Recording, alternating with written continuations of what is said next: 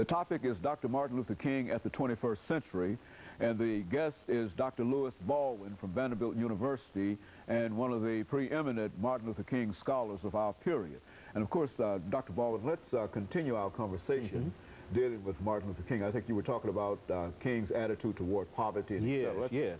And if I had to add something to that, I would say that King consistently called for a redistribution of wealth, for a kind of restructuring of the capitalistic system so that the have-nots can grow in terms of material goods, and I think that's still important today. I think we need to look at the wealthy, we need to look at the people who are very poor, and we need to ask ourselves, why should some people be very, very rich and others be very, very poor?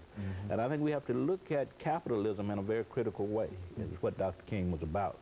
Now, regarding the issue of creating a culture of life and a culture of peace, the issue of war, Dr. King always told us that you can't create that kind of culture with the military or with violence.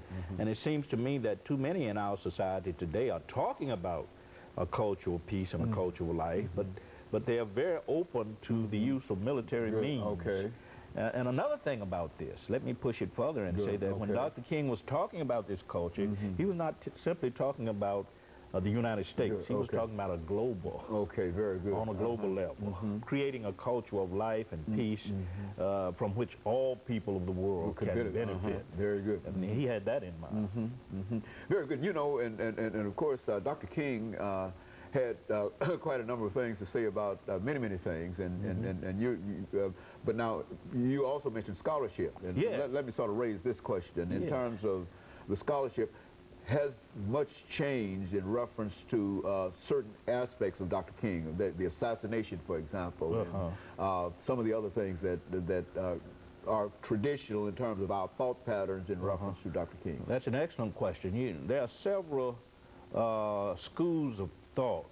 I mean, I should say, you have those who deal with Dr. King's assassination, who are now subscribing to what is called a conspiracy theory.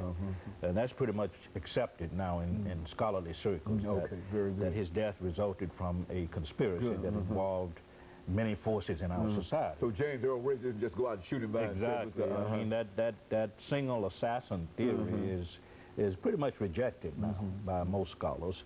But the scholarship, I find most impressive the fact that the scholarship now is beginning to deal with Dr. King as a thinker, as an intellectual. Up until the 1980s, most of the scholarship treated him as an activist, as one who led demonstrations in the street, as one who employed nonviolent tactics such as boycotts and street demonstrations and civil disobedience, etc. But in the last 2 decades, scholars have become more interested in Dr. King as an intellectual. What kind of ideals did he set forth? Ideals that might be useful for us today as we try to address problems of race, problems of economics, problems of violence and human destruction. So the scholarship is moving in that direction. I think scholars are also beginning to see Dr. King as a world figure. Good. And I think that's important because for too long we limited him to the American context. Almost to the South. That's right. And seeing him as a Southern black leader, as an American Gandhi. But now scholars are looking at his impact on liberation movements around the world, in South Africa, Vietnam, India, Africa, and how he has influenced liberation movements worldwide, how he has inspired people.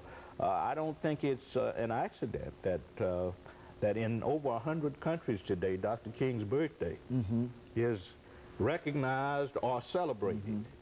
And that's really puts him in a very unique place in history, because even presidents of the United States don't have that kind of recognition.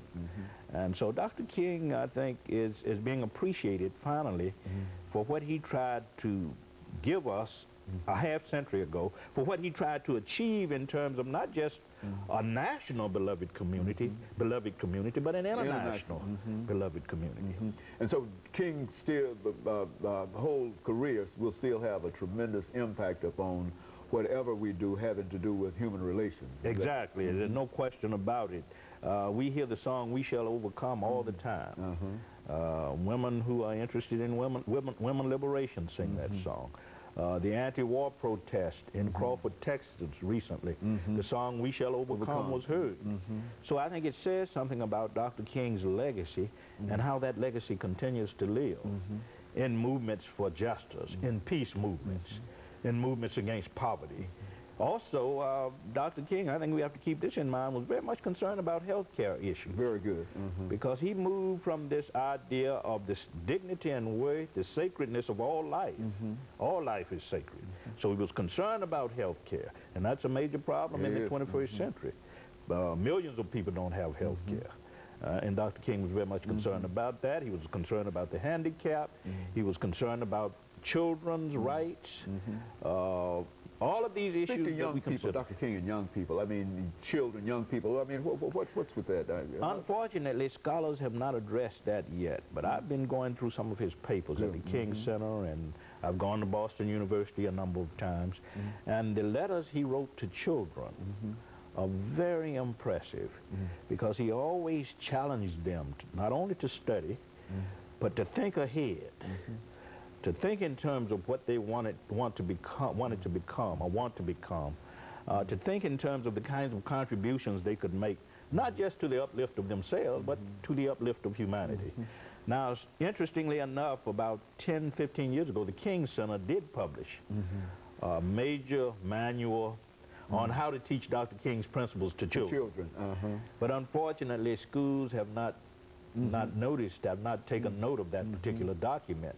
It's a very, very important document that gives guidelines for teaching children nonviolent principles from kindergarten up to grade 12. So there's already a plan that has already been laid out by Dr. King in terms of how that can be done. It's not being used, and I think given the levels of violence in our society and in our world, we're going to have to start looking at documents like this and looking at Dr. King's life and his teachings and to sort of determine the meaningfulness of those teachings for us today, because there's a certain timelessness about the concerns that Dr. King raised with respect to violence and human destruction. You know, that's why we always return to that 1997 interview, that no matter when you listen to that, you can listen to it in 2005. It still seems as if it was done yesterday, primarily because of that timelessness that you're talking about. Exactly. And of course, Dr. Ball, we're going to have to take our second commercial break, and after which we'll come back and give you an opportunity to close us out for today. And we'll see our audience following this very, very short commercial break.